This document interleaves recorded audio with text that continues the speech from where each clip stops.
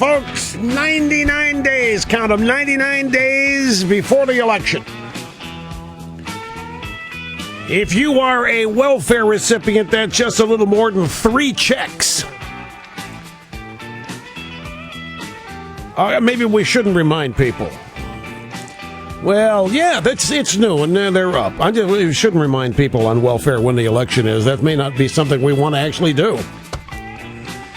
Sorry about that, folks. I'm not saying, hi, Rachel. Rachel's in here today. Great to have you here, folks. Hope you had a good weekend.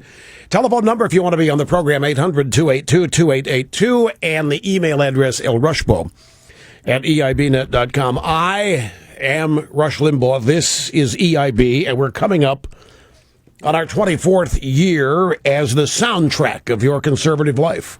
24 years it will be. I can't say that. There are days it feels like it was just yesterday, and then there are other days it seems like it's been 24 years. And there are other days I ask, has it been worth it? Really, I can't even begin to describe all the emotions I go through. But 24 years, just 1 year away from 25. You watched the opening ceremony of the Olympics on Friday night? I did. Yeah, we did. We watched it. We gathered at my big 16-foot screen. I figured if I'm going to be assaulted and insulted by a bunch of British collectivists, I may as well go all in. So I fired up the big screen, the 16th. I didn't want to look at the simple little 5-foot screen. I fired up the big mama. And I got Catherine in there, and her mom and dad are in town, and we watched this. And her mom and dad are in town. I kind of dial back on the political commentary, but I couldn't help it. I couldn't help it when they started honoring the freaking National Health Service. Now, the guy who put together the opening ceremony, Danny Boyle, who produced Slumdog Millionaire, the movie, he's a big leftist. They made no secret of this. They actually pulled working nurses out of the hospitals to have them participate in the opening ceremony. They honored the Industrial Revolution. They honored unions. This guy decided, okay, we're going to put an opening ceremony here today of what is good and righteous about the United Kingdom. And as we're watching this, and I'm watching this recreation of the Industrial Revolution, and these giant smokestacks that came out of the ground. I said, here we go, global warming, pollution. I started nudging Catherine. I said, here we go. We're going to get preached to a bunch of commie collectivists and so forth. She said, no politics. No politics. Okay. So I dialed it back. And then the National Health Service thing came, and I have all the things that you want to honor about. I mean, the people of Great Britain don't even like the National Health Service. And then it hit me. It was actually done on behalf of President Kardashian. They did it for nobody will convince me otherwise. I mean, they had the cover of doing this and honoring Great Britain, the opening ceremony, but we got a presidential election coming up 3 checks away for you welfare recipients. And they honor the National Health Service, and we're in the midst of a giant controversy here about. Here, listen to Matt Lauer and Meredith Vieira, who they got back out of mothballs for this, to help co-anchor with Matt Lauer. And here they are as the National Health Service is being honored. This is how NBC covered it. Back in the States, you might be saying, wait a second, we're locked in this kind of partisan debate over the future of health care in our own country. Here, they feel so strongly about their health care system, they're actually celebrating it as part of the Olympic Open ceremony. These folks that you're seeing here, the doctors and nurses, they really are doctors and nurses from the National Health Service, dedicated their lives to helping others. This has to be a great moment of pride. I'm watching this. I was in stunned disbelief until I realized what the purpose of this was. No, there wasn't a whole lot of recognition of World War II. There was maybe a little bit of the First World War, World War I, but no, not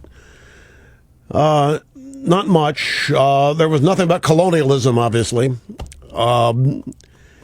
There was. There was nothing about, I don't remember them doing anything on Chair. The Queen was there, and they cut to the Queen a couple times. She looked like she was clueless. She looked like she didn't know what was going on. And who could blame her? Who could blame her? It just went on, and yeah, the parachute. Now that was clever. That was clever. I don't know how they got the Queen to do this, but Daniel Craig, James Bond, actually shows up at Buckingham Palace.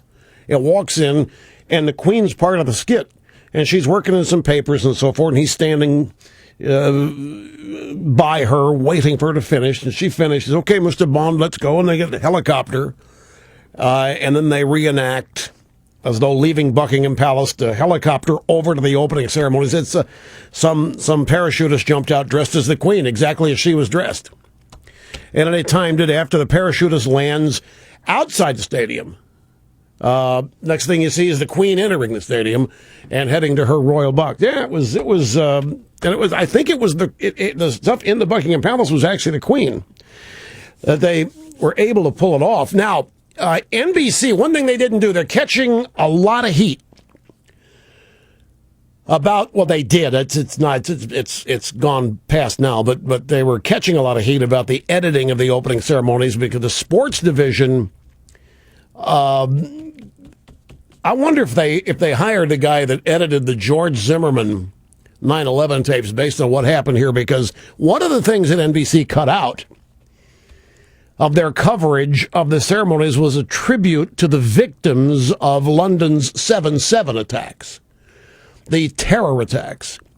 Remember, there was no mention of the Munich disaster, 1972 Olympics, where the Israeli team was slaughtered. Wanted a moment of silence for that. Didn't get that. 52 people were killed back in 2005 in the 7/7 attacks. And NBC is claiming they cut that tribute. They did do that tribute in the opening ceremonies. NBC didn't cover it. They cut it out of there. NBC said they cut the tribute because it didn't involve American victims. Now, I suspect the real reason, ladies and gentlemen, was more of a matter of it involving Muslim terrorists.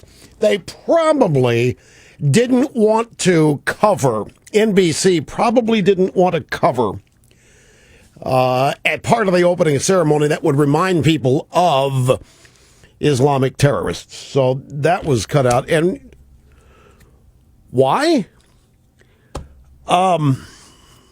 You know, it's interesting. My friend Andrew McCarthy wrote a book called A Grand Jihad, How Islam and the Left Sabotage America. And it's McCarthy's theory that liberalism and Islam are very closely related. Now, I've mentioned this to people. What do you have? Well, get the book if you really want to get down and dirty, because it's excellent. But stop and think of it this way. Have you noticed that liberals really are nonplussed by Islamic terrorism? It really doesn't seem, it's something they want to cover up. It's something that they really don't want to focus on. And the NBC cutting it out was sort of an indication. And it may well be, this is just a theory, ladies and gentlemen, but one of the reasons that leftists are nonplussed by militant Islam may be the idea. I mean, look at what it is. Especially if you go all the way to Sharia. It's an all-encompassing, intrusive, uniform, mandatory instruction manual detailing how everybody should dress, how everybody should eat, how everybody should live, how everybody should work, how everybody should play, and what to worship. Now, doesn't that sound like liberalism? Doesn't it sound like, it just philosophically, doesn't it sound like liberalism? And that's the point of McCarthy's book. Not new, but it's been out a while. The Grand Jihad, How Islam and the Left Sabotage America. Liberalism is all-encompassing, intrusive, uniform instruction manual, detailing for everybody what they should eat, how to live, how to work, how to play, what to worship, just as Islam is. I've always said, Sean Penn, some of these idiots, oh, guess what? You know, I didn't find this out till yesterday. Wait a minute, this is Monday. It might have been Saturday I found out about it. Who would believe this? I found myself in the midst of a Twitter controversy, and I didn't even tweet anything, with the renowned rapper Ice-T.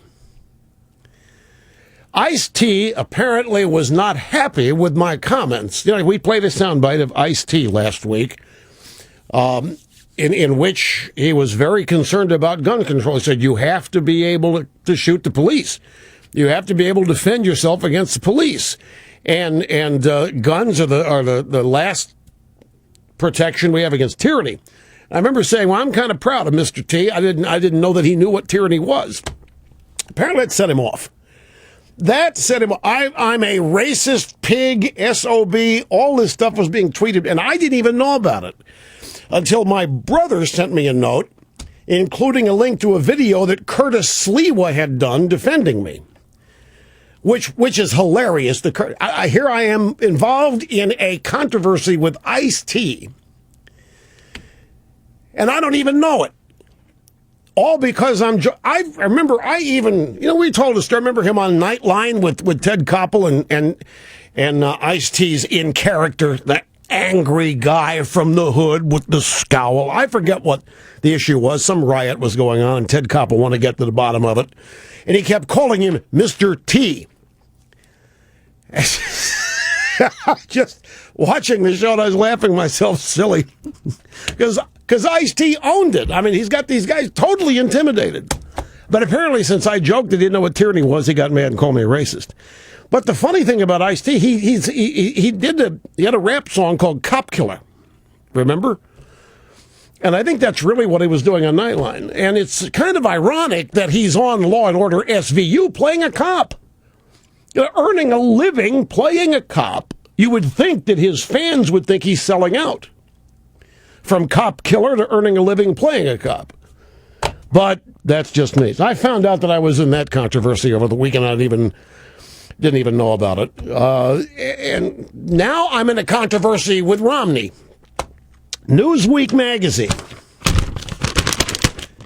Tina Brown's magazine, now by Barry Diller. Newsweek, the Wimp factor. Is Romney just too insecure to be president? Is Romney just too insecure to be president? Now, that's the Newsweek. Let me show it up here very quickly. I'm not going to zoom in. I don't have time, but there it is. There's the Newsweek cover, right? Now I want to take you back. October 1987, Newsweek, same magazine. George H.W. Bush fighting the Wimp factor. They're just recycling. Tina Brown is simply recycling a 1987 cover. George Bush running for president the first time, taking over for Ronaldus Magnus, fighting the Wimp factor. And now here it Romney, the Wimp factor. Is he just too insecure to be? Now, what is this about? Well, let's go to the audio sound bites and find out. This morning on CNN, Starting Point. The hostess Soledad O'Brien spoke with the guy who wrote the story that Romney is just too insecure to be president, Michael Tomasky. And she said, you think you create a strong argument for the Wimp factor as opposed to a personal attack framed around the Wimp factor? The heart of the piece centers on the positions that he takes, the way that he has pandered so consistently on important issues, issues on which we'd like to see our politicians have some kind of consistency, some kind of backbone. He's repeatedly just changed positions completely and pandered totally to the right wing. When Rush Limbaugh says jump, he says how high. I think it's a fair question to ask, is this the kind of person that we want to see in the White House? How lame is this? You people can't fool us. You people at Newsweek are pathetic. You recycle something from 1987. It's just a theme. You guys have your playbook. It's divided by years. You think enough years have gone by. You had a cover back in 1987, George H.W. Bush, Wimp. Let's go forward to 2012, Mitt Romney, Wimp. And because when I say jump, he asks how high. This is, let me tell you what this is, folks. This is an attempt by Newsweek to soften you up. This is not aimed at Democrat voters. This is aimed at you, Romney, the flip-flopper. And the reason they're doing this because Romney is being profoundly successful in refuting and keeping alive Obama's idiocy. You didn't build that. You didn't make that happen. You didn't do that. That got really under their skin. So now it's time to go after Romney. But to throw me in here, I've never called Romney, and I've never said jump. Not yet. I haven't done that. But this is all part of the plan. Calling Romney a wimp is aimed at suppressing the white blue-collar vote.